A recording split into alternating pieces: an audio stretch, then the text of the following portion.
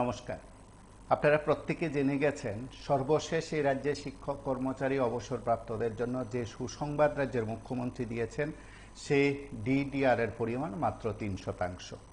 যদি বলা যায় যে বকেয়া মানে কেন্দ্র সরকারের শিক্ষক কর্মচারী অবসরপ্রাপ্তদের সঙ্গে তুলনা করলে রাজ্যের ডিএর ব্যবধান 20%। আগে ছিল 23, সেটা নেমে বা কমে এসছে 20%। এতটুকু তথ্য প্রায় প্রত্যেকের কাছে পরিষ্কার। আমরা একটু অন্যরকমভাবে আজকের বিষয়টি উপস্থাপন করলাম আপনাদের কাছে, এবং আপনাদের কাছে বিষয়টি উপস্থাপন করার অর্থ এই নয় যে আপনারা অনেকেই বিষয় সম্পর্কে জানেন না বা জানেন। আমি এতটুকু বলি যে আপনারা প্রায় সকলে বিষয় সম্পর্কে দারুণভাবে অভিজ্ঞতা সম্পন্ন। আমরা বিষয়টি উপস্থাপন করছি আপনাদের প্রত্যেককে নিয়ে, আবার আপনাদের প্রত্যেকের মাধ্যমে আমরা এই বিষয়টি নিয়ে আরো বেশি জোরালো করতে চাই। আমরা বলছি যে বিজেপির এই আমলে মানে সুশাসনের সরকারে কে লাভবান, মন্ত্রী বিধায়ক নাকি শিক্ষক কর্মচারীরা? কেউ প্রশ্ন করতে পারেন যে তাতে আমজনতাকে কেন জড়ালেন না, বা রাজ্যের নাগরিকদের সব নাগরিকদের কেন বিষয়টিতে অন্তর্ভুক্ত করলেন না? আমরা যেহেতু গতকাল সেখানে সর্বশেষ ডিএ 3% ঘোষণা হলো, তার আগে রাজ্যের বিধানসভার অধিবেশনে মন্ত্রী বিধায়কদের বেতন ভাতা বৃদ্ধি হয়েছে, এবং একদিনের কোনো বিধায়ক রাজ্য বিধানসভায় শপথ নেওয়ার পর একদিনের কোনো বিধায়ক সমস্ত ধরনের সুযোগ সুবিধা পাবেন। এক্ষেত্রে দারুণ একটি সংবাদ রয়েছে, নিশ্চয়ই সংবাদ রয়েছে, এবং আরো বেশি সুসংবাদ থাকতো যদি রাজ্যের সব জনপ্রতিনিধি যদি এই বিজেপির আমলে আরো দারুণভাবে সুযোগ সুবিধা পেতেন। যেহেতু তারা 5 বছরের জন্য এসছেন, 5 বছরের মধ্যে তারা কাজ করছেন, পরবর্তী সময় নির্বাচিত হলে আবার আসবেন, নতুবা তাদের মেয়াদ সে 5 বছর। ঠিক এই সময়ের মধ্যে তারা যে সমাজ সেবা করছেন, জনগণের জন্য কাজ করছেন, নিঃসন্দেহে তাদের তো বাড়ির সম্পদ বিক্রি করে এসে এই জনসেবা সমাজসেবা করার মতন সকলের সেই সম্পদ নেই, বা সেই মানসিকতা কতজনের আছে সে না হোক ভিন্ন বিষয়। কিন্তু এতটুকু বলতে পারি যে সমাজসেবা তার খালি পেটে হয় না, বিনা পরিশ্রমে হয় না, বা পারিশ্রমিক ছাড়া হয় না। সেক্ষেত্রে খরচাপাতির জন্য তো একটা পারিশ্রমিক দরকার। সেদিক থেকে সব জনপ্রতিনিধিদের যদি একটা মাসে ভাতার একটা দারুণ একটা ভাতার ব্যবস্থা থাকতো আর্থিক ব্যবস্থাপনার মধ্যে, বা এই সময়ের মধ্যে দ্রব্যমূল্য বা পরিবহন খরচ সব দিক থেকে বিবেচনা করে যদি তাদের জন্য একটা সুযোগ সুবিধা থাকতো, তাহলে আরো বেশি দারুণ হতো। এবং আরো একটি দারুণ সংবাদ আপনাদের কাছে ইতিমধ্যে রয়েছে, আপনারা প্রত্যেকে জেনে গেছেন, প্রায় 80 থেকে 90% বা তার চেয়ে একটু বেশি রাজ্যের মন্ত্রী বিধায়কদের সর্বশেষ বেতন ভাতা বৃদ্ধি পেয়েছে। একেবারে বিরোধী দলনেতা থেকে শুরু করে মুখ্যমন্ত্রী, একেবারে আপনি বলতে পারেন শাসকের বিধায়ক থেকে শুরু করে বিরোধীদের বিধায়ক, সবার দারুণভাবে বেতন বৃদ্ধি হয়েছে, বেতন ভাতা বৃদ্ধি হয়েছে। এমনকি একজন বিধায়ক জনপ্রতিনিধির বাড়িতে যে তার এলাকার মানুষজন যাবেন একটু চা খাবেন, তার জন্য যে একটা খরচ রয়েছে সেই খরচও বহন করা হবে, এবং সেই খরচ দেওয়া হবে সেই বিধায়ককে। অর্থাৎ বিধায়ক তিনি জনপ্রতিনিধি, এলাকার জনগণের সঙ্গে তার নিবিড় সম্পর্ক থাকবে, তিনি জনগণের সঙ্গে যাবেন, চা খাওয়াবেন বা ইত্যাদি যে কাজগুলো রয়েছে, এই কাজগুলোতে সরকার যে টাকা খরচ হবে সেই টাকা আপনার আমার সকলের কর থেকে মনে রাখবেন দেওয়া হবে, মিটিয়ে দেওয়া হবে। এখন সেই প্রশ্নটাই আমরা উপস্থাপন করলাম, সুশাসনে কে বেশি লাভবান, মন্ত্রী বিধায়ক নাকি শিক্ষক কর্মচারীরা? নমস্কার, কে বলছেন? নমস্কার দাদা। না, এটা একটা প্রোগ্রাম তখনই আমরা একটা প্রোগ্রাম করলেন। তো এখানে লাভবান বিএমএস বলুন, টিআরকেএস বলুন, চুক্তিবদ্ধ কর্মচারী, যারাই আছে যত রকম দাবি নিয়ে যাক, আমি বললাম 26/1/2026 থেকে যেটা দেওয়ার কথা বিভিন্ন সংগঠন থেকে দাবি করছে, কিচ্ছু হবে না।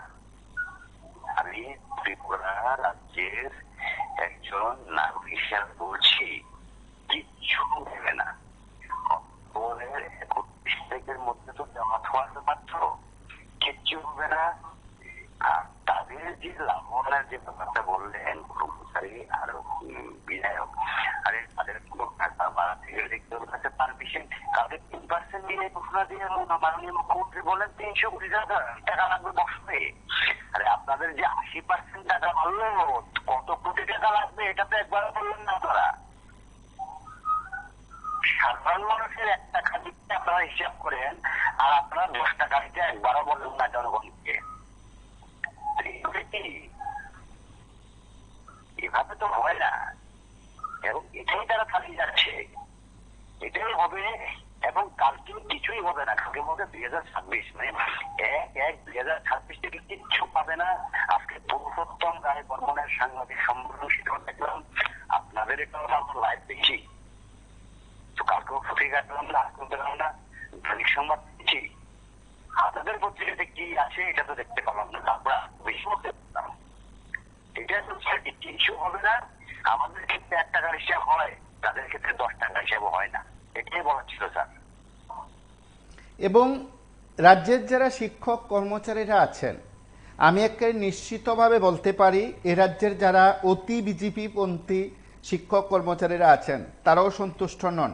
হয়তো অনেকে সরকারকে অভিনন্দন জানিয়েছেন, মুখ্যমন্ত্রীকে অভিনন্দন জানিয়েছেন, সরকারের কাছে বিষয়বস্তু উপস্থাপন করেছেন, আগে ডেপুটেশন দিয়েছেন, স্মারকলিপি দিয়েছেন, প্রত্যেকে অষ্টম নিয়ে স্বপ্ন দেখছেন, এক দেশ এক বেতন কাঠামো নিয়ে প্রচার করছেন। কার্যত এ রাজ্যের শিক্ষক কর্মচারী অবসরপ্রাপ্ত যারা অতি বড় বিজেপি তারাও সন্তুষ্ট নন। এবং আমি দায়িত্ব নিয়ে বলছি, যদি কোনো বিজেপির নেতা থাকেন, প্রতিনিধি থাকেন, মন্ত্রী বিধায়ক থাকেন, তার বাড়িতে যদি কোনো সরকারি কর্মচারী থাকে, অবসরপ্রাপ্ত কোনো কর্মচারী থাকে, গতকাল থেকে এখন পর্যন্ত তিনিও মানসিক নির্যাতনের শিকার তার বাড়িতে, পারিবারিক পরিমণ্ডলে।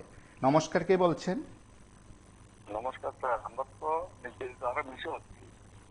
কালকে দেখলাম ছোট ছোট বাচ্চাদের অ্যাম্বুলেন্সে বসে রাখবো, কিন্তু 10 টাকার তারা কোনো একটা অ্যাম্বুলেন্স করে যেতে দিল না। তখন আমাদের চোখে ছাউনি কেটে গেছে, ওনারা বলছে না চোখের ছাউনি করে দেখছে, কেউ দেখছে না। সকলে দেখলাম পুলিশ প্রশাসন ছিল না যে অ্যাম্বুলেন্স গুলো পাস করে দেওয়ার জন্য। তারপর কারো মা, কারো বাবা, কারো শিশু, কারো মেয়ে বা কারো থাকতে পারে, একটা কাকা সবাই থাকতে পারে অ্যাম্বুলেন্সে। এগুলো কেন পাস করে দেওয়া না? থেকে ষষ্ঠ মধ্যে তোমাদেরকে চোখে কি ছাউনি করছে?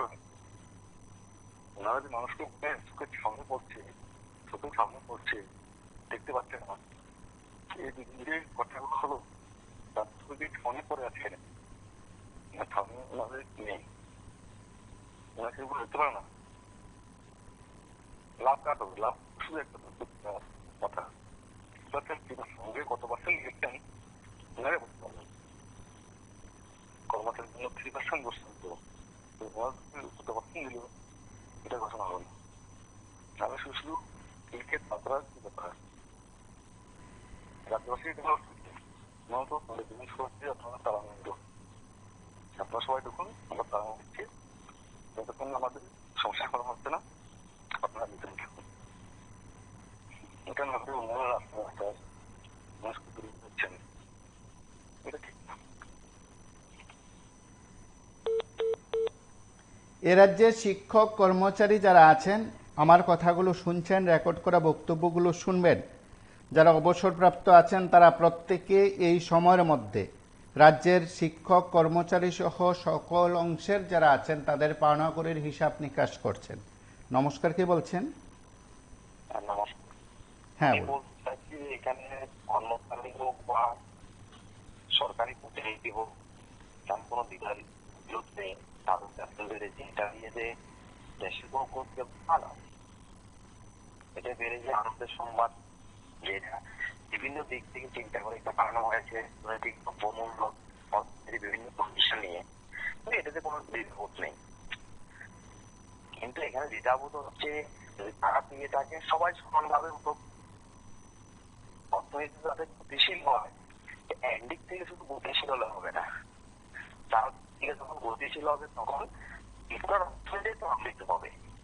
আমি আগেও বলছিলাম এই কথাটা, আগে কিছুদিন আগে একটা প্রোগ্রাম এই বিষয়টা নিয়ে আমি আলোচনা করেছি। আজকে সেম কথা বলছি যে ত্রিপুরার যদি উন্নয়নটা সম্ভব হয়, তাহলে যে কেন্দ্রীয় অষ্টম পে কমিশন যদি গঠন করা না হয়, তাহলে ত্রিপুরার উন্নয়ন অনেকখানি পিছিয়ে যাবে। কারণ কি, বিভিন্ন স্টেটের যে অর্থনীতিটা তাহলে এখানে বাজেটের মধ্যে দিয়া তবে নয়। আর ত্রিপুরা যদি কম পরিমাণে অর্থ দেওয়া হয় তাহলে দুটো রাজ্য এবং কেন্দ্রের মধ্যে যে তফাৎটা হবে তাহলে বিনিয়োগও হবে না, ত্রিপুরার উন্নয়নও সম্ভব না। নমস্কার। গতকাল থেকে আজ পর্যন্ত এই রাজ্যের শিক্ষক কর্মচারী যারা আছেন তারা হিসাব নিকাশ করেছেন নিশ্চয়ই, কার কত টাকা হলো, কার কত টাকা বেড়েছে, ইত্যাদি ইত্যাদি। নমস্কার, কে বলছেন? হ্যাঁ বলুন। এখন একমাত্র লাভ মন্ত্রী বিধায়কেরা। আর আমি মাননীয় মুখ্যমন্ত্রীর জানাইবো বিজেপি সরকারের ছাপকা বিকাশের দিকে তাদের রাজ্য বাহিনী দিয়ে বেতন ভাতা চালু করে দেয়। কারণ আমাদের কর্মচারীদের 3% দিয়ে দেওয়া হয়েছে আর কি। আর তাদের যে 80% বাড়িল তারা তো 85। তারা তো কি তাদের ভীষণ ডকুমেন্টের বাইরেও যে কাজ করে এইগুলো কাজগুলো ভীষণ ডকুমেন্টের বাইরে। কারণ ভীষণ ডকুমেন্টে ছিল না যে আমাদের বেতন ভাতা 100% বাড়বে, থেকে ভীষণ ডকুমেন্টের বাইরে আছে। সবকা সাথ সবকা বিকাশের এতটুকুই আছে, তাদের বেতন ভাতা বেশি লাভবান মন্ত্রীরা। এবং আর গ্রামের যে প্রধান 1200 টাকা ভাতা হয়েছে সে এখন 5,000 টাকা পায়। আর চুরির হার একটু বাড়ছে, কারণ বেতন যেহেতু মাসে চুরির হার বাড়ছে। আচ্ছা, তার গ্রামের প্রধানরা যে ভাতাটা চালু করে হয়েছে যে প্রধানই যাতে ভাতাটা চালু থাকে, ওইটা মাননীয় মুখ্যমন্ত্রী করতে পারে, কারণ বিধায়করা এবং লাইফুল বাহিনীরা ভাতা পাই যায়। আর আমরা সাধারণ মানুষ, গরিব মানুষ, আমরা কাজ করি, রেগার কাজ করি। রেগার কাজ একটু বৃদ্ধি হয় না, রেগার কাজের টাকা পাই না, 3 মাস হচ্ছে টাকা পাই না। আপনারা চ্যানেলে দেখলাম কালকে রতন বাবু টাকার কথা কইলে, কিন্তু আমরা যদি বিভিন্ন গাঁও সভায় শান্তির বাজারে, ঘোড়াগাড়ি শান্তির বাজারে রেগার টাকা পায় না 3 মাস, তার জন্য বাজেট নাই, তার জন্য খান থাকে না, তাদের খান করতে চাই। তারা তার বাবার টাকা নেয়, তারা বাবার টাকা নেয়, তারা আমাদের করের টাকা নেয়, আমাদের করের টাকা তারা বৃদ্ধি করতে তাদের বিদায় না, আর সাধারণ মানুষের টাকা দিতে তাদের বিদায়। এই সরকার তো হাত পারে সরকার একমাত্র চুরিবাদের তারা বাঁচানো পায়নি। আর নেতা কর্মীরা লাগিয়ে রাখছে বিভিন্ন দলের থেকে প্রতিবাদ করে কেউ তার উপরে আক্রমণ করো, মিটিং করতে গেলে আক্রমণ করো, প্রাক্তন বিধায়কের আক্রমণ করো। তাদের তো আর কিছু ভাতা দিতে হবে, নেগোসিয়েশন বাণিজ্য চালু করে দেবে। তো তাদের এই নীতি এই সাপকা বিকাশে দেশটারে সর্বনাশ করে দিয়ে যাইতেছে। আমাদের এই ত্রিপুরা রাজ্যটাও পাশাপাশি দেশের পাশাপাশি ত্রিপুরা রাজ্যটাও সর্বনাশ করে দিতেছে। যতদিন তারা থাকবো এই ত্রিপুরা রাজ্যের সর্বনাশা নীতিই থাকবে। বলার আর তারা সম্বন্ধে না বলাটাই ভালো।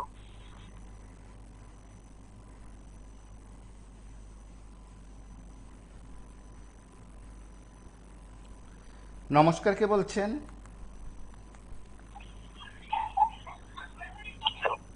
হ্যাঁ বলুন। হ্যাঁ বলছি, আপনারা যে অনুষ্ঠান করছেন যে কারা বেশি লাভবান, নিশ্চয়ই আমাদের এই রাজ্যের বধির, অন্ধ, অবিবেচক মুখ্যমন্ত্রী সহ মন্ত্রী পরিষদের যারা আছেন, মন্ত্রী বিধায়করা, তারা প্রথমত। দ্বিতীয়ত হচ্ছে আপনার কি কয় এই রাজ্যের স্থায়ী কর্মচারী যারা আছে তারা। আপনাদের অনুষ্ঠানের মাধ্যমে মুখ্যমন্ত্রীর নিকট অনিয়মিত কর্মচারীদের অনেক নিবেদন করেছিল, কিন্তু আমাদের অমানবিক, নিষ্ঠুর এবং অবিবেচক, মায়াহীন মুখ্যমন্ত্রী যারা আশা অঙ্গনওয়াড়ি থেকে শুরু করে পাম্প অপারেটর শুরু করে রেগার কর্মচারী, সর্বশিক্ষা, এসপিও, এনএসএম এর কর্মচারী যারা আছেন অনিয়মিত, তাদের জন্য যারা 5-7 বছরের মধ্যেও কোনো বিবেচনা করে না, তারাই আজকে বেশি লাভবান। এই রাজ্যের অনিয়মিত কর্মচারীদের জন্য এই সরকার কোনো কিছু ভাবছে না। বিধানসভা অধিবেশন, সরকার বলুন, বিরোধী পক্ষ বলুন, কারোর মুখে কোনো শব্দ নেই এই অনিয়মিত কর্মচারীদের জন্য। অথচ টিভি 24 আপনারা সহ সংবাদ মাধ্যমের একাংশ এই অনিয়মিত কর্মচারীদের জন্য যেভাবে আপনারা কথা বলছেন সেটা সাধুবাদযোগ্য। তো আমরা চাই এই বিধানসভা অধিবেশনের মধ্য থেকেই মুখ্যমন্ত্রী, সহমন্ত্রী, সভা সদস্যদের শাসক পক্ষ, সরকার পক্ষের কানে যাতে পৌঁছায় যে অনিয়মিত কর্মচারীদের, অন্যান্য নিয়মিত কর্মচারীদের মন্ত্রীরা যেরকম ভাবে ভাতা পান সেরকম ভাবে যাতে আমাদেরকে এখানে অনিয়মিত কর্মচারীদের মূল্য বৃদ্ধির সাথে সাথে বেতন ভাতা বৃদ্ধি করা হয়। আগে দেখেছি 2016-17 সালে মন্ত্রী পরিষদের যারা সদস্য ছিলেন তারা যে বেতন ভাতা পেতেন এই রাজ্যের একজন গ্রাজুয়েট স্নাতক স্তরের প্রতিষ্ঠিত কর্মচারী সে সমান বেতন পেতেন। আর এখন মন্ত্রীরা সমস্ত কিছু ফ্রি পাওয়ার পরেও, সমস্ত সুযোগ সুবিধা পাওয়ার পরেও তারা আজকে লক্ষ লক্ষ টাকার বেতন ভাতা করে নিয়েছে। তাদের কাছে সাতপুরুষ বসে যেতে পারে, তাদের তো কোনো চিন্তা থাকে না, তারা নিজেরা ক্ষমতায় বসে আগে নিজেদের আকৃতি গুছিয়ে নিচ্ছেন। অনিয়মিত কর্মচারী এই দেশের সাধারণ মানুষের জন্য, এই রাজ্যের সাধারণ মানুষের কথা ভাবে না এরা। সুতরাং আমাদের অভিশাপ অনিয়মিত কর্মচারীদের পক্ষ থেকে, এরা যাতে ধ্বংস হয়, এরা যাতে পতন ঘটে, এটুকুই বলার। এখন প্রশ্ন হলো, রাজ্যে শিক্ষক কর্মচারীদের মধ্যে অনেকে আছেন যারা হিসাব নিকাশ করছেন, আমরা তাদের কথাগুলো তুলে ধরার চেষ্টা করব। নমস্কার, কে বলছেন? টপিকটা যে সুশাসনে কে বেশি লাভবান, মন্ত্রী, বিধায়ক কোন কর্মচারী কোন। তো এক কথায় যদি বলি সেটা এই রাজ্যের কর্মচারী কোন এবং সাধারণ মানুষ খুব ভালোভাবেই বুঝবেন বা বলবেন যে কি বেশি লাভবান হয়েছে, কর্মচারীরা হয়েছে নাকি ওনারা হয়েছেন। দেখুন, এই রাজ্যের কর্মচারীদের যে পাওনা ঘন্টা কিংবা ব্যবধান বা বঞ্চনা সেটা যদি আমরা বলি তাহলে এটা কিন্তু এই রাজ্যের কোনো নতুন ঘটনা নয়। সেই বাম আমলের সুদীর্ঘ 25 বছরের রাজত্বের জন্য এই রাজ্যের কর্মচারী খুব চিরকাল একটা বঞ্চনার শিকার হয়েছিল। এই কমিশনের জায়গায় ডিএম গঠিত হয়েছিল, ডিএম মার্চ করে বেরিয়ে দেওয়া হয়েছে। তো পরবর্তীতে যখন অনেক চড়াই উত্তরাই এবং অনেক উত্থান পতনের পর এই কমিশনের ছাঁচা, তারপর অনিয়মিত কর্মচারীদের নিয়মিতকরণ, সর্বশিক্ষার কর্মচারীদের নিয়মিতকরণ, ERW ক্যাজুয়াল কর্মচারীদের নিয়মিতকরণ, সবকিছু মিলিয়ে কিন্তু একটা বিশাল আশা প্রত্যাশা সাধারণ মানুষের মধ্যে ছিল। এবং সবচেয়ে বড় যে প্রত্যাশা ছিল কর্মচারী করে সেটা হচ্ছে যে 7ম বেতন কমিশন। কিন্তু দেখা গেল কি বাকি ছিল 0.25 এবং সেটা কি করে 2.57 করে দেওয়া হলো এবং কারো কারো ক্ষেত্রে সেটা 2.75। না উন্নয়ন বাড়লো, না মেডিকেল অ্যালাউন্স বাড়লো, না কোনো কিছুই বাড়লো না। তাহলে কর্মচারীরা 7ম বেতন কমিশন পেল কোথায়? আর প্রশ্ন হচ্ছে যে তাহলে আর আমাদের কি বাড়লো? আমরা 3 বছরে 3 করে আমাদের 150% বেতন কিন্তু আমরা বাড়িয়ে দিলাম। এইবার কর্মচারীদের বেতন বা দিয়ে দেওয়ার ক্ষেত্রে একটা বিষয় থেকে আর্থিক সীমাবদ্ধতা থাকে, তাহলে আমাদের ক্ষেত্রে আর্থিক সীমাবদ্ধ থাকে না। কর্মচারীদের 1% দিয়ে দিতে 100 কোটি টাকা খরচ হয়, 2% দিলে 200 কোটি টাকা খরচ হয়। একজন বললেন তাহলে আপনারা যখন আপনাদের ক্ষেত্রে যখন সেটা বাড়িয়ে নিলেন তখন কি সেই আর্থিক সংকুলন কোথা থেকে আসবে? তো এরকম প্রশ্ন কিন্তু মানুষের মধ্যে কিন্তু অভিযোগ। নমস্কার, কে বলছেন?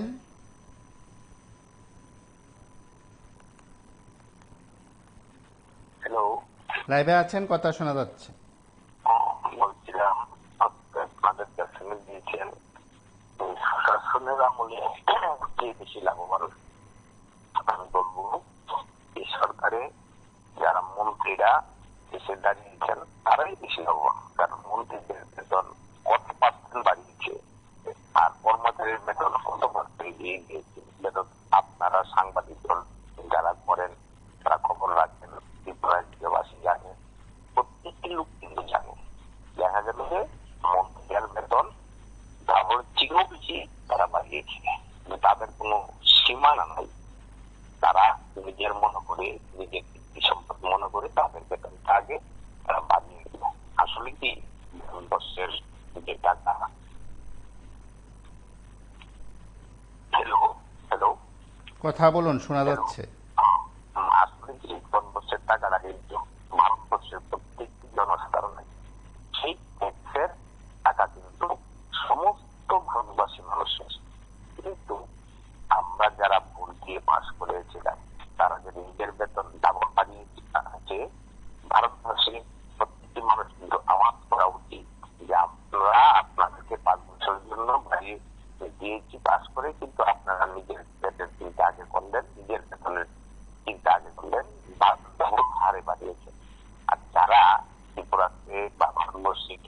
মানুষ, যারা গরিব অংশের মানুষ, তাদের জন্য কি করেছেন তারা হলফ করে কিছু বলতে পারবে না, সেভাবে কিছু করেছে।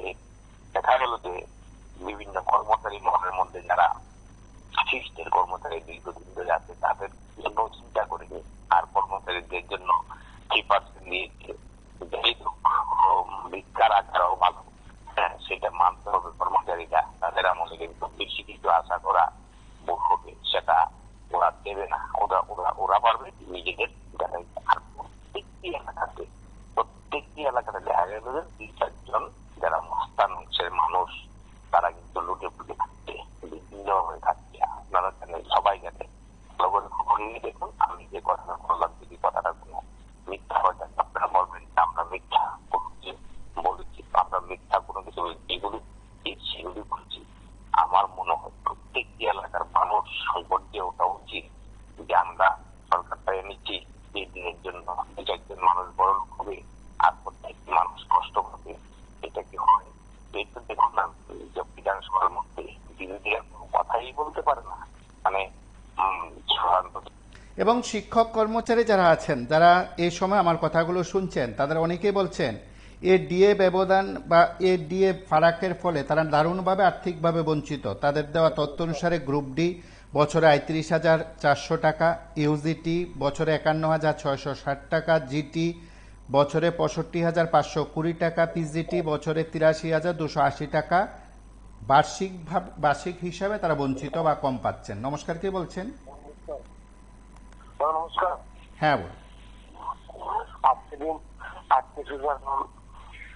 কর্মচারীদের কোনো বেনিফিট নাই, লাভ হচ্ছে মন্ত্রী, মিনিস্টার, এমএলএ, এমপি, তাদের আর্থিক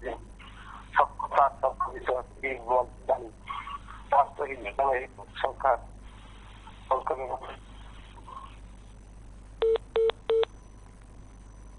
এখন প্রশ্ন হলো, এই শিক্ষক কর্মচারী যারা আছেন, যারা অবসরপ্রাপ্ত যারা আছেন, তারা হিসাব নিকাশ করছেন, তাদের এই হিসাব নিকাশের উত্তর কে দেবে? নমস্কার, কে বলছেন? কুমারকে বলছিলাম। হ্যাঁ বল। সেদিন বলছিলাম যে রেগুলার এমপ্লয়ি কিছু বাধা হয়েছে, 3% দেওয়া হয়েছে। আমি সেদিন বলছিলাম যে তারা ফিক্সড পে বা মানে তার জন্য একটা কিছু করা হয়েছে। ধন্যবাদ। অনিয়মিত কর্মচারীদের আজ একটি সাংবাদিক সম্মেলন গেছে। তারা ঘোষণা করেছেন এপ্রিল মাস পর্যন্ত তারা অপেক্ষা করবেন, তারপর তারা মে মাসে মহাকরণ অভিযান কর্মসূচি সংগঠিত করবেন। কেন? চলতি বছরের 31 অক্টোবরের মধ্যে তাদের নিয়মিতকরণ না হলে তাহলে তারা আর্থিকভাবে বঞ্চনার শিকার হবেন। পরবর্তী অর্থ কমিশন রাজ্যকে আর্থিকভাবে বঞ্চিত করবে বলে তারা জানান। নমস্কার, কে বলছেন? হ্যাঁ নমস্কার। তো কিছুক্ষণ আগে লাইনটা ডিসকানেক্ট হয়ে গিয়েছিল, তাই বলতে পারিনি। আসলে দেখুন, কর্মচারী কুল এখন যেটা হচ্ছে যে এখন সবারই প্রত্যাশা অষ্টম বেতন কমিশন, এবং দেখা যাক আদৌ এই অষ্টম বেতন কমিশন কতটুকু বাস্তবায়িত হয়। কারণ এখন সেন্ট্রাল গভর্নমেন্ট যে ট্যাক্সের যে ফিক্সেশন করেছে সেক্ষেত্রে 12 লক্ষ এবং স্ট্যান্ডার্ড ডিডাকশন 75,000, তো 12,75,000 পর্যন্ত হচ্ছে ট্যাক্স ফ্রি। এবং ত্রিপুরা রাজ্যের কর্মচারীদের বেতনের যে কাঠামো, বেতনের যে পরিধি, সেই পরিধি অনুযায়ী আগামী অর্থ বছর থেকে ত্রিপুরা রাজ্যের 10% গভর্নমেন্ট এমপ্লয়িজ ট্যাক্সের আওতায় পড়বেন কিনা সেটা একটা কিন্তু প্রশ্ন চিহ্ন থেকে যায়। পাশাপাশি পঞ্চদশ অর্থ কমিশনে ত্রিপুরার যে শেয়ার, স্টেট গভর্নমেন্টের শেয়ার, সেখানে প্রায় 41,000 কোটি টাকার মতো কিন্তু সেটা পাওয়া গেছে আমরা যতটুকু জানি। তো এই ক্ষেত্রে সেন্ট্রাল যে সিজিএসটি বা জিএসটি বা ইনকাম ট্যাক্সের যে ব্যাপারগুলি আসে, সেই ক্ষেত্রে কিন্তু প্রায় 41% মতো শেয়ার কিন্তু রাজ্য সরকারের কোষাগারে জমা হয়। এই ক্ষেত্রে আগামী অর্থ বছর থেকে যদি ত্রিপুরা রাজ্যের কর্মচারীরা যদি আপনার ইনকাম ট্যাক্সের আওতায় যদি নাও পড়ে প্রায় 90%, তাহলে স্বাভাবিকভাবেই এই রাজ্যের আপামর জনতা বা রাজ্যের সাধারণ মানুষ বা আপনারা যারা সংবাদ মাধ্যমে আপনারা যারা রয়েছেন অনুমান করে নিন যে রাজ্যের কোষাগারের অবস্থা কিরকম হবে, সেটা আমরা সহজে অনুধাবন করতে পারি। তার অর্থ কমিশনের মেয়াদ শেষ হচ্ছে অক্টোবর মাসে। এই অক্টোবর মাসের মধ্যে যদি বকেয়া ডিএ যদি মিটিয়ে দেওয়া না হয়, তাহলে কিন্তু দেখা যাবে যে অর্থ কমিশন কিন্তু আর টাকা দেওয়ার সম্ভাবনা নেই। তাহলে আমলে যে বঞ্চনা ছিল, এখনো কিন্তু সেই বঞ্চনা কিন্তু একই বঞ্চনা একটা থেকেই যাবে কিন্তু ত্রিপুরা রাজ্যের কর্মচারীদের মধ্যে। অর্থাৎ আমরা একটা সময় শুনতাম যে কেন্দ্রীয় বঞ্চনা কেন্দ্র থেকে দেয় না, সেজন্য ত্রিপুরা সরকার সেটা দিতে পারত না বিগত সরকারের আমলে। কিন্তু এখন কিসের বঞ্চনা, এই প্রশ্ন কিন্তু সাধারণ মানুষের মধ্যে কিন্তু সাধারণ কর্মচারীদের মধ্যে কিন্তু ওকে ঝুঁকি দেওয়া কিন্তু শুরু করে দিয়েছে। ধন্যবাদ। আমরা এতটুকু বলি যে রাজ্যের আর্থিক অবস্থা কি ভালো নয়, তাহলে 20% কেন ব্যবধান থাকবে? ডাবল ইঞ্জিনের সরকার অন্যান্য রাজ্যগুলো যেখানে পায়, অন্যান্য রাজ্যগুলো যেখানে দিতে পারে, ডাবল ইঞ্জিনের অন্যান্য রাজ্যগুলো যেখানে দিতে পারে, ত্রিপুরা কেন পারবে না? নমস্কার, কি বলছেন? বলছিলাম আমি আজকে মন্ত্রিসভা সিদ্ধান্ত যে আপনার প্রোগ্রামটা যথেষ্ট ভালো লাগছে, যথেষ্ট ভালো। বিয়ে দেওয়ার কোনো মানে হয় না, ওদের যে বিয়ে না দিয়ে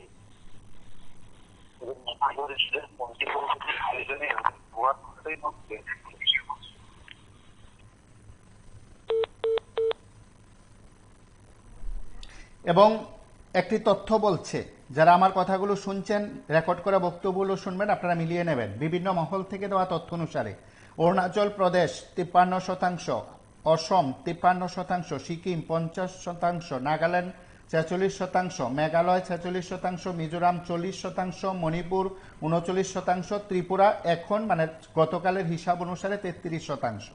স্বাভাবিক কারণে প্রশ্ন উঠতে পারে, উত্তর পূর্বাঞ্চলের মধ্যেও ত্রিপুরা পিছিয়ে, গোটা দেশের মধ্যেও ত্রিপুরা পিছিয়ে। নমস্কার, কি বলছেন? স্যার আমি আগরতলা থেকে বলছিলাম। হ্যাঁ, বলুন। বলছিলাম বিধানসভা থেকে ওদেরকে দেখলাম রেখার মন্দিরে নিয়ে একজন বিধায়কের সাথে আমাদের রতন বাবুর সাথে একটু মনোমালিন্য হয়।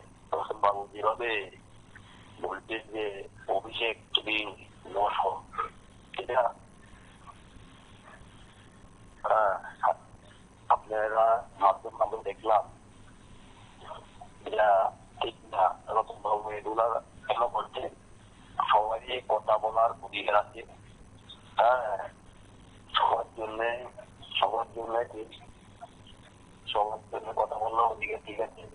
রেখার যদি কোথায় শুধু বরাবর চাকরিওয়ালা দিয়ে দিয়েছেন, চাকরিওয়ালায় কি সরকার নিয়ে আছে যে সাধারণ মানুষ ভোট দিয়েছে, সাধারণ মানুষ কিচ্ছু নেই। রেখার মন্ত্রী নেই, কাজ নাই, টাকা নাই, এগুলো কোথায়?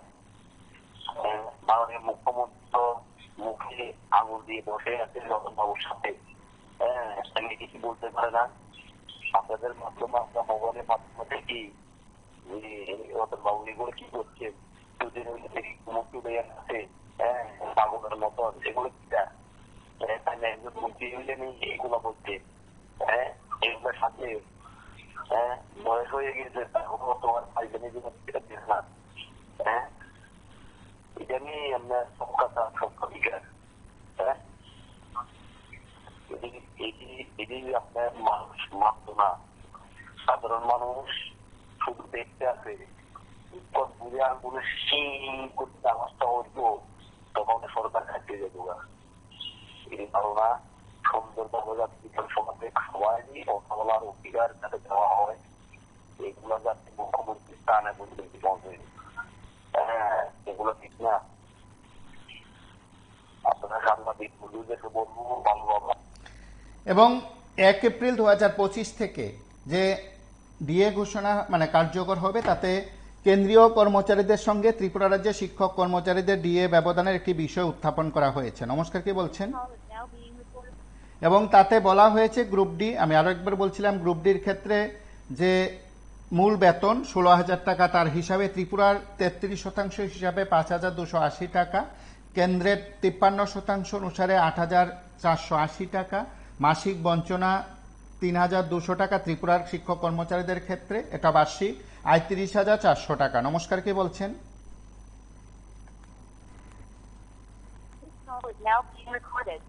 এবং যারা ইউজিটি রয়েছেন তাদের মূল বেতন 21,400 টাকা, ত্রিপুরা 33% হিসাবে 7,062 টাকা, কেন্দ্রে 53% অনুসারে 11,342 টাকা, মাসিক বঞ্চনার হিসাব 4,280 টাকা, বাৎসরিক হিসাব 51,360 টাকা। নমস্কার, কে বলছেন? জিটির ক্ষেত্রে 27,300 টাকা মূল বেতন বেসিক হিসাবে করা হয়েছে, তাতে ত্রিপুরা 33% হিসাবে 9,909 টাকা, কেন্দ্রের 53% হিসাবে 14,469 টাকা, মাসিক বঞ্চনার হিসাব 5,460 টাকা, বাৎসরিক হিসাব 65,520 টাকা। নমস্কার, কে বলছেন? আমি রামনগর থেকে বলছি। হ্যাঁ, বলুন। আসলেন বর্তমান সরকার তো অনিয়মিত কর্মচারীর জন্য কিছু ভাবছে না, কিছুই করছে না। কিন্তু 18 আগে তো বলেছিল যে অনিয়মিত কর্মচারীর জন্য কিছু করবে, কিন্তু কিছুই করছে না। জল জীবন মিশন বলে পুরো ত্রিপুরারে সপ্তাহে বলছে, কিন্তু পাম্প অপারেটরদের 7,000 টাকা যদি মাস চলে, সেদের জন্য তো কিছুই করছে না এই সরকার। মন্ত্রী মিনিস্টারদের এত অসংখ্য বেতন, কিন্তু সাধারণ মানুষ, সাধারণ কর্মচারী, অনিয়মিত কর্মচারীদের কোনো কিছুই পাচ্ছে না। এই সরকারকে যত তাড়াতাড়ি হোক আকাশে বিদায় দিতেই হবে। মানুষ ক্ষমতা থেকে থ্যাংক ইউ। এবং এই আর্থিক বঞ্চনার হিসাবগুলো বিভিন্ন মহল থেকে দেওয়া হচ্ছে। যারা একেবারে, আমি শুরুতেই বলছিলাম, যারা বিজেপি সমর্থক কিংবা নেতৃত্ব শিক্ষক কর্মচারীরা আছেন, যারা বিজেপিকে বিশ্বাস করেন, তারাও বলছেন আর্থিক বঞ্চনার কথা। নমস্কার, কে বলছেন? নমস্কার, আমি সমতমার নাম বলছি, আলোচনা থেকে বলছি। হ্যাঁ, বলুন। দেখুন, বিধায়করা কি পর্যন্ত তারা যে সারা ভারতবর্ষ শুধু একটা বড় বড় পাবলিকের সাথে কর্মচারী কি করে লাভ হবে? কর্মচারী কিছু কিছু স্টেডিয়ামে দেখাইছেন খেলা লাভ হবে 40%, 50% দিয়ে দিতেছে, কিন্তু সত্যি কথা প্রথমত হলো ওই রাজ্যগুলির দিকে থাকাই আমরা দেখবেন ওই রাজ্যগুলির যে জনসাধারণ আছে তারাও বলতেছে জনসাধারণকে বঞ্চিত করে একবারে বরবাদ করে দিয়ে একবারে বইয়ে কিছু করে মুখ করা সহজ নয়। আমরা তীব্র মুখ করতে পারি, যার জন্য এরা দিয়ে দিতেছে জনসাধারণকে একদম নিচে নিয়ে যাচ্ছে। অর্থনৈতিক অবস্থা কুড়িয়ে পৌঁছাইতেছে বিভিন্ন স্টেটে। আপনার বুড়ি আপনাদের বুঝতে পারি যে কোন অবস্থা আছে জনসাধারণ। তো জনসাধারণকে যদি বরবাদ করে তাহলে কিছুটা হয়তো দিয়ে তারা দিতে পারতেছে।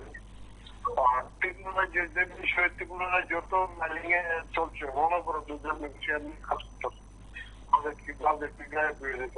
জনসাধারণ ত্রিপুরা জনসাধারণ চলছে রাজা রাবার বাগানে, যাদের ত্রিপুরার অবস্থিত মানুষ পাবে আপনি পাহাড় অঞ্চলে যখন দেখবেন ইয়ের মতন 5 কিলোর মতন গাঁজা চাষ হবে। আজকে চাকরি লেগে কেন হরফ নিয়ে ব্যস্ত ওই চাকরি বা কোনো সমস্যা লেগে তারা দাঁড় দেবে না। বুদ্ধিমত্তা জন্য এইটা, যার জন্য ত্রিপুরা থেকে বিধায়করা লাগান। তাছাড়া যদি ভারতবর্ষের খবর আপনি রাখেন, আপনারা আমরা তো বেশি রাখেন। অর্থনৈতিক অবস্থা এমন জায়গাতে গেছে মোদী সাহেব হয়তো না, যেহেতু বয়স হয়ে গেছে হয়তো আর বয়স অনুসারে ওনার কোনো চিন্তা নাই, উনি বরবাদ করে দিয়ে গেছে এই ভারতবর্ষে। এই কথা না হইলো 5 বছর পর হইলো 5 বছর করতে হবে সমস্ত কিছু ভারতবর্ষে বিক্রি করে দিতেছে। আজকে 3 বছর দেখা কোনো চাকরি নাই, কই থেকে দিব দিয়ে দিতে পারে না, চাকরি দিব, রাস্তাঘাটে কাজ করতে পারে না, চাকরি দিব, নতুন কোনো প্রজেক্ট নেই, চাকরি দিব। তাহলে অর্থনৈতিক অবস্থাটা কোন জায়গা থেকে খারাপ হয়েছে উনি জানে। ওনার উনি সুখের জন্য, নিজের ব্যক্তিগত সুখের জন্য রাষ্ট্রকে ডুবাই দিয়ে গেল। তার ফায়দা পৌঁছাচ্ছে আপনার এই ভারতবর্ষের আপনি খবর নিয়ে দেখেন আমাদের মিথ্যা আর চাকরিতে প্রায় 60% শুধু একটা জাতি 3% লোক যারা তারা 60% রিজার্ভেশন মুখ করতেছে। আজকে দেখেন মন্ত্রিত্বের ক্ষেত্রে 43% মানুষ তারা মন্ত্রী এমএলএ ব্রাহ্মণবাদ সমস্ত ফায়দা ভারতবর্ষেরই, এমন ধরনের বিদেশ দিয়া ওগুলি প্রধানমন্ত্রীর বাংলা ডিশ খাওয়ায়া, বিদেশ গড়ানোর সুযোগ করে দিয়া, ট্রেন কিনা দিয়া, এই করে দিয়া আজকা তারা নিজেরা ফায়দা তুলে করে। তারা নিশ্চয়ই জানে যে তারা এই দেশের নাগরিক তারা নিজের সমাজকে শক্তিশালী করছে। ভারতবর্ষে একমাত্র ব্রাহ্মণরা লাভবান, বহু কর্মচারী যারা মন্দিরে পূজা করে 100% তারা পূজা করতেছে। একটা লোক পাবেন না ব্রাহ্মণের মধ্যে, দেবনাথের মধ্যে, আমরা বাঙালি দেবনাথের মধ্যে আছে আপনার ব্রাহ্মণ, তারপর সূত্রধরের মধ্যে আর কিছু কিছু সম্প্রদায় ধর্মের মধ্যে আছে ব্রাহ্মণ। এরা কোন চান্স নাই মন্দিরে। নমস্কার, কে বলছেন?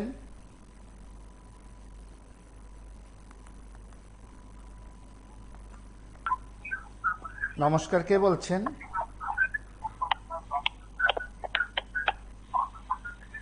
হ্যালো কথা বলুন। হ্যালো নমস্কার। কথা বলুন। টিভির সাউন্ড বন্ধ করে কথা বলুন। হ্যাঁ হ্যালো, বলছি যে ত্রিপুরা যে রাজ্য সরকারের অধীনে বিভিন্ন সরকারি দপ্তরে যে বিভিন্ন অনিয়মিত কর্মচারী আছে, হ্যাঁ, তো তাদের ব্যাপারে তো 2018 আগে শুনছিলাম ভারতীয় জনতা পার্টি বলেছিল যে আমরা যখন প্রথম আসবো ফার্স্ট যে থাকবো অনিয়মিত কর্মচারীদের নিয়মিতকরণ, বিভিন্ন রকম সিস্টেম করছিল। কিন্তু আজকে অব্দি দেখে তাদের ব্যাপারে কোনো সিস্টেমই নেই কথাবার্তা করার। আর একটা বিষয় হলো আমরা যে কার মাধ্যমে যাবো, রাজ্য সরকারের অধীনে যেমন ভারতের মধ্যে মধ্যে ত্রিপুরা রাজ্য কর্মচারী সংগঠন একটা আছে, একটা হচ্ছে বিবেকানন্দ বিচার মঞ্চ। অ্যাকচুয়ালি ভারতীয় মধ্যে সমাজে আমরা শ্রমিক সংগঠন, যাদের বিভিন্ন দাবি আদায় নিয়ে আমরা কাজ করতে ইচ্ছুক, জিনিসটারে বিভিন্ন রকম সিস্টেমে করে রাখছে। তার জন্য দায়ী কিন্তু এই গভর্নমেন্ট একটাই করুক, যাতে আমরা সমগ্র যারা আমরা কর্মজীবী আছি, কর্মচারী সংগঠন হোক বা অনিয়মিত শ্রমিক সংগঠন হোক, একটার মাধ্যমে যাচ্ছে। এটাই একটাই উদাহরণ কিন্তু ভারতের মধ্যে সংঘ বিএমএস এর মাধ্যমে গেলে আমরা সবাই উপকৃত হবো, এটি আমরা চাই। এবং দুই ভাগে ভাগ করে রাখছে। এর জন্য দায়ী কিন্তু গভর্নমেন্ট। এক হচ্ছে বিবেকানন্দ বিচার মঞ্চ, এক হচ্ছে ভারতের মধ্যে সংগঠন রাজ্য কর্মচারী সংগঠন। একটারই দোষ না, কিন্তু ভারতের মধ্যে সংগঠন তো অল ইন্ডিয়া, একটারই গভর্নমেন্ট সাহিত্য দোষ। এটি আপনাদের কাছে আসা আপনাদের মাধ্যমে। নমস্কার।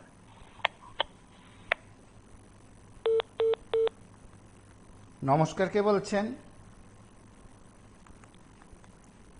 নমস্কার, কে বলছেন?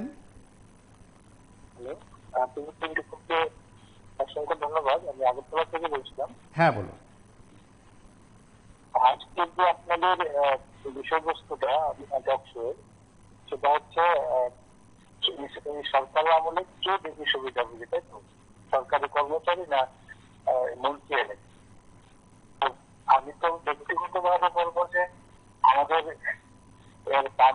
আমি আগে যখন বাম ছিল তখন হয়তো বা মানুষ এরকম ভাবে মিডিয়া বা সোশ্যাল মিডিয়ার প্রচার ছিল না, মানুষ জানতে পারত। কিন্তু এখন সোশ্যাল মিডিয়া এবং নিউজ চ্যানেলের মাধ্যমে আমরা প্রত্যেকে জানতে পারি যে মন্ত্রী আমাদের বেতন বৃদ্ধি হয়েছে, কর্মচারীদের গিয়ে বাড়ছে। তো এই ক্ষেত্রে গত বিধানসভায় অধিবেশনে মন্ত্রী বিধায়কদের আপনাদের তাদের বেতন ভাতা প্রায় দ্বিগুণ করে নিয়েছিল। কিন্তু যখন কর্মচারীদের কথা আসে তখন তাদের হিসাব ঘোড়ায় গন্ডায় করতে হয়, তাদেরকে কোষাগারে টাকা থাকে না, কেন্দ্রীয় বঞ্চনা। এখন তো এই সরকার তার কেন্দ্রীয় বঞ্চনা বলতে পারে, কারণ তারা ডাবল ইঞ্জিন বলে।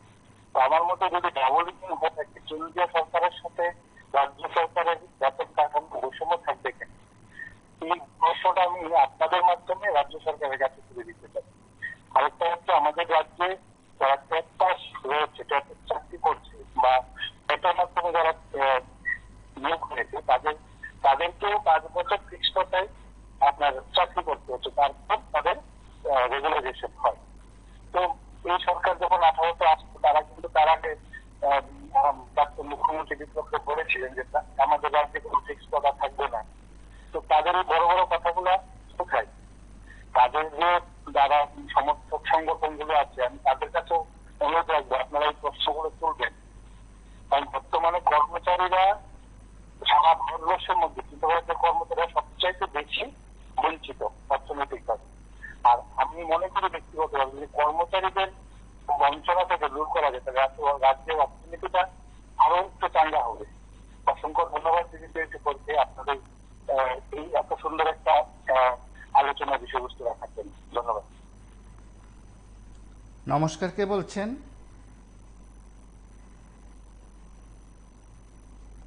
নমস্কার, কে বলছেন? সুশাসনে কে লাভবান হয়েছেন, শিক্ষক কর্মচারী না বিধায়ক? দেখেন, আসলে আমরা প্রথমে বলতে কারণ এই সরকার আসার পর থেকে কিন্তু প্রথম থেকে তাদের মন্ত্রী বিধায়কের লাভবান হয়েছে, কারণ শিক্ষক কর্মচারী লাভবান হয়নি। কারণ আপনাদের চ্যানেলে আমরা দেখলাম কোন কোন রাজ্যে কত শতাংশ দিয়ে, কোন কোন রাজ্যে কত শতাংশ দিয়ে, সবচেয়ে কম হলো ত্রিপুরা রাজ্যে দিয়ে কর্মচারীর ক্ষেত্রে কম। কিন্তু আসলে তাদেরই লাভবান হলো সর্বক্ষেত্রে, কারণ সম্মানী ভাতা থেকে তাদের মানে ডাক্তারের ক্ষেত্রে, চিকিৎসার ক্ষেত্রে, সমস্ত ক্ষেত্রে তাদের লাভবান। সাধারণ মানুষের কোনোটাই লাভবান এখনো হলো না, কারণ বাজেট হলো, বাজেটের ঘরে কিন্তু লাভবান হলো না মানুষ। বেকারের কোনো কর্মসংস্থানের বিষয় নেই, বেকার কোনো বিষয় নেই। কিন্তু যখন একটা বিধানসভা অধিবেশন হয় তাদের সবাই অধিকার, কথা কোয়ার অধিকার থাকে, কিন্তু আমরা দেখলাম তাদের বিধায়ক, তাদের দলের বিধায়ক কথা বলতে পারছে না, কিন্তু তাদের সদলীয় বিধায়কের বাধা সৃষ্টি করছে। বিরোধীরা তো কথা বলতে পারছে না, পারার পরে কথা বললেও তাদেরকে বলে কি ওটা কি পার্টি অফিস, নাকি দলীয় অফিস, ওটা দলের কথা থেকে। আসলে একটা বিধানসভার মাধ্যমে কথা বলার সবার অধিকার থাকে। মানুষের জীবন যাত্রা, তাদেরকে মানুষ ভোট দিয়ে বিধানসভা পাঠিয়েছে সারা ত্রিপুরায়, যে মানুষের তাদের ভবিষ্যতের জন্য কিভাবে প্রক্রিয়া করে, তাদের কিভাবে মানুষকে উন্নত করা যায়, কিভাবে কি করা যায়। কিন্তু আসলে তারা তাদের মতন করে তাদের লাভবানের ক্ষেত্রে কিন্তু চলছে কিন্তু বিষয়টা। কিন্তু সরকার আসার পর থেকে এখন পর্যন্ত কোনোটাই কিন্তু মধ্যবিত্ত পরিবারের ক্ষেত্রে তো পুরোটাই শেষ, কারণ মধ্যবিত্ত পরিবারের কোনো কিছুই নেই। অনিয়মিত কর্মচারীদের ক্ষেত্রে কিন্তু এখন পর্যন্ত তাদের রেগুলার নাই। অক্টোবর মাসে কতটুকু হবে, কারণ 7 বছর কাটিয়ে গেল, বাকি 3 বছর রয়েছে। কারণ অক্টোবর মাসের মধ্যে যদি কর্মচারীর ক্ষেত্রে যদি না হয়, তাহলে অর্থ দপ্তরের যে বিষয়টা কিন্তু সেটা আবার ক্যান্সেল হয়ে যাবে। কিন্তু সরকারের, আমরা বলি সরকারের একটা মানসিকতা এবং তাদের প্ল্যান থাকতে হবে, আমরা কি কি কাজ করতে হবে। কিন্তু এই সরকারের প্ল্যান নাই, কারণ তাদের প্ল্যান তাদের মতো করে চলছে। তাদের প্ল্যান হলো, প্ল্যানটা একটাই জায়গা হলো বিরোধীরা যাতে কোনো কথা বলতে না পারে, বিরোধীরা যাতে কোনো মিটিং মিছিল মানুষকে যাতে কোনো সঠিক কথা বলতে না পারে।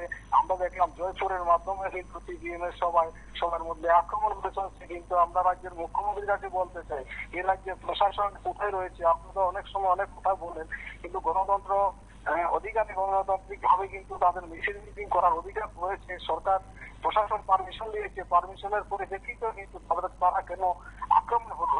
কিন্তু প্রশাসন এখানে পুরাই দুর্বলতা রয়েছে বলে আমরা মনে করি। কারণ সর্বক্ষেত্রে যদি এইভাবে প্রক্রিয়াটা চলে, কারণ আমরা দেখলাম বিগত দিন তো বিজেপি সরকার ওই রাজ্যের মধ্যে মিটিং করেছে, তখন তো কোন শাসক দল, কংগ্রেস, সিপিএম যারা অন্য দল রয়েছে তারা কখনো বাধা সৃষ্টি করেনি।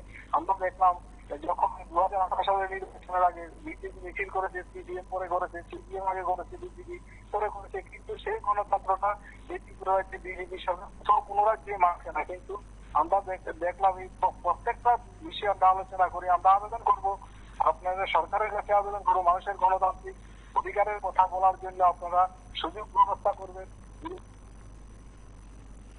নমস্কার, কে বলছেন?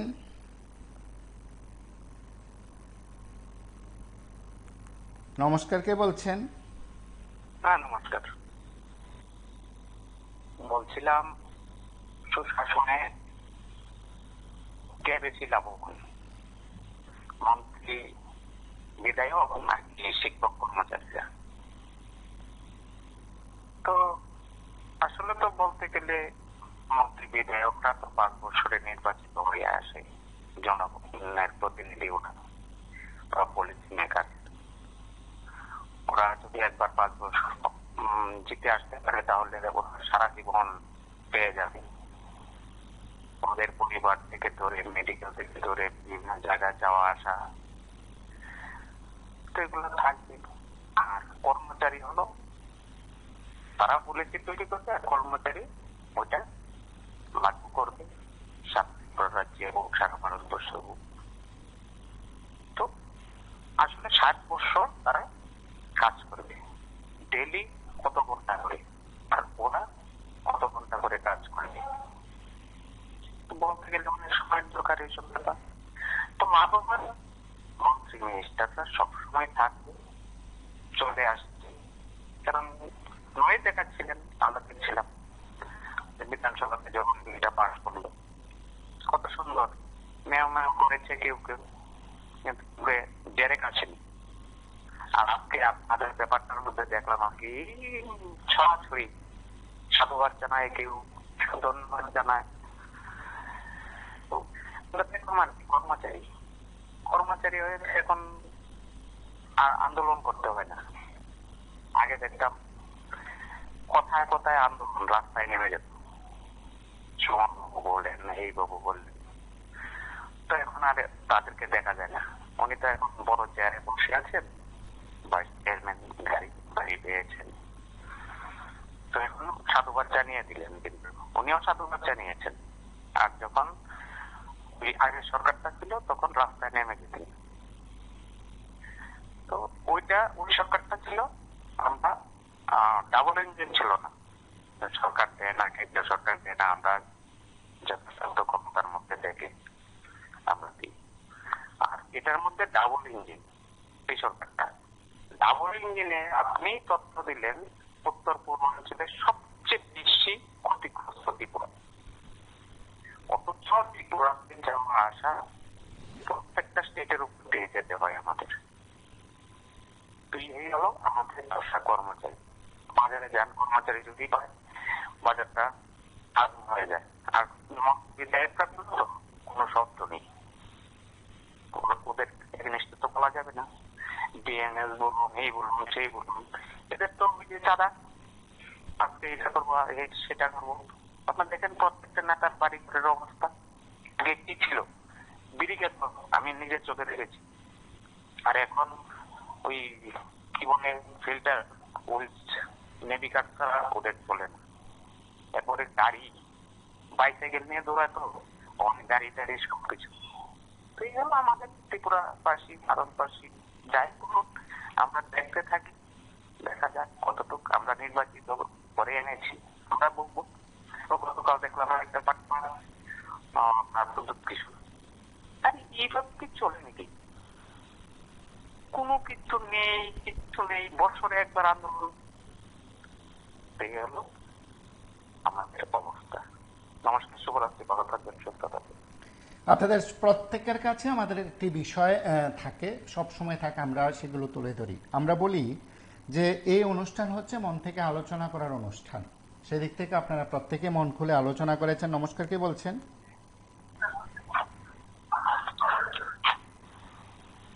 হ্যালো, হ্যালো, লাইভে আছেন, কথা শোনা যাচ্ছে। আমি প্রিনাথ থেকে বলছি। হ্যাঁ, বলুন। সুশাসনে কে বেশি লাভবান? আচ্ছা দেখুন, বিজেপি সরকার ক্ষমতায় আসার পর তারা যা করেছেন বেশিরভাগে তো ওই যারা বিধানসভার সদস্য আছেন, মন্ত্রী আছেন, তাদের জন্য করেছেন। এখন নাকি শুধু একবার কেউ নির্বাচিত হয়ে যদি বিধানসভা যেতে পারেন, ওনার সারা জীবনের জন্য একটা ব্যবস্থা হয়ে গেছে। এখন কর্মচারীরা কি লাভ? লাভ তো মন্ত্রী বিধায়ককে, সেটা যে দলের হোক না কেন, এই পাওনার ক্ষেত্রে দেখলাম কোন দল, কোন রাজনৈতিক দল বিরোধিতা করে না, তারা সবাই তখন এক কাট্টা হয়ে যায়। কাজেই বলতে গেলে শুধুমাত্র ওনাদেরই লাভ হয়, যারা বিধায়ক, যারা মন্ত্রী আছেন। সাধারণ পাবলিক, সাধারণ কর্মচারী, ওদের কিছুই লাভ হয় না। ওনাদের জন্যই আসলে রাজনীতি করেন, সাধারণ মানুষের জন্য, কর্মচারীর জন্য করেন। এটুকু আমার বলছি। নমস্কার। হয়তো সেদিক থেকে মন খুলে আপনারা কথা বলেছেন, আপনাদের মনের ভাবনা এই অনুষ্ঠানে প্রকাশ পেয়েছে।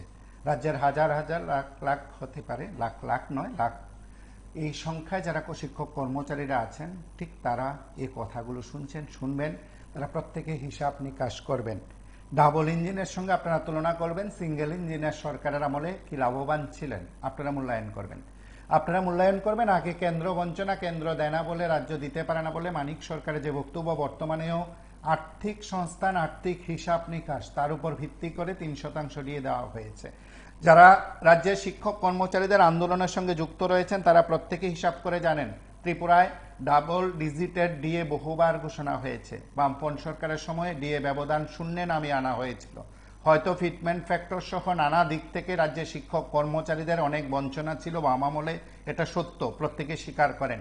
কিন্তু বছরে দুবার ডিএ দেওয়া, ডিএ ব্যবধান কমিয়ে আনা, শূন্যে কমিয়ে আনা এবং সর্বোচ্চ 46% থেকে শুরু করে আরও 52-54% ডিএ দেওয়ার ক্ষেত্রে নজির সৃষ্টি করেছিল বামফ্রন্ট সরকার। আজ যারা অতি বড় বিজেপি পন্থী শিক্ষক কর্মচারী সংগঠনের নেতা, তারাও বিষয়গুলো খুব ভালো করে জানেন। 2009 হতে পারে পে রিভিউ কমিটি নিয়ে বিতর্ক কিংবা তা নিয়ে আর্থিক বঞ্চনার কথা শিক্ষক কর্মচারীদের বলা হলেও বাস্তব ক্ষেত্রে বোধ হয় হিসাব নিকাশ প্রত্যেকের কাছে পরিষ্কার। নমস্কার, কে বলছেন?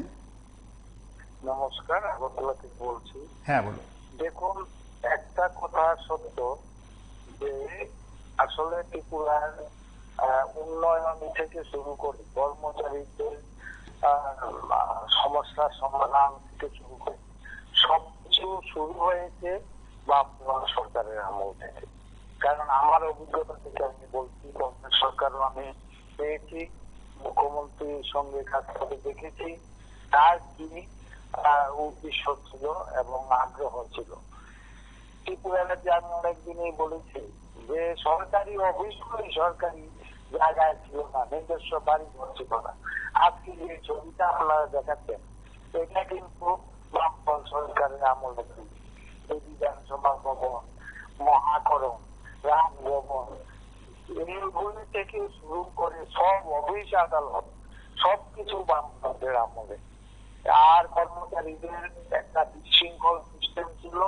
কর্মচারী যে অফিসারকে বা মন্ত্রীকে খুশি করতে পারবেন সেই রেগুলার পার্মানেন্ট হবেন, পেনশনের সুযোগ সুবিধা পেতেন, তাইলে বাকিরা কিন্তু দুর্ভোগ হতো। এটা কংগ্রেস আমলে ছিল। বামফ্রন্ট এসে এখানে কোন ধর্ম বা জাত কিছু নেই, কোন দলের কর্মচারী কোন দলের সমর্থক তাও নেই, অটোমেটিক পার্মানেন্ট কোয়াসি পার্মানেন্ট এগুলি সিস্টেম শুরু করেছে। বললে অনেক কথা, বামফ্রন্টের বিকল্প এই সরকার হতে পারে না, কারণ এরা হিসাব করে চলে না, সবচেয়ে ধ্বংস করছে হিসাবে চলা। আমি অনেকদিন বলেছি বাবু আদেশ দিয়েছেন সরকারি গাড়ি বাজারে যেতে পারবে না, অফিসারদের বাজার করতে পারবে না, অফিসের কাজই করবে।